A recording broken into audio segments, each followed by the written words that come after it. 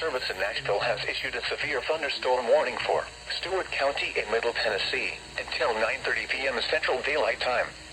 At 8:48 p.m. Central Daylight Time, a severe thunderstorm was located near Wrangler's Campground, moving southeast at 40 miles per hour.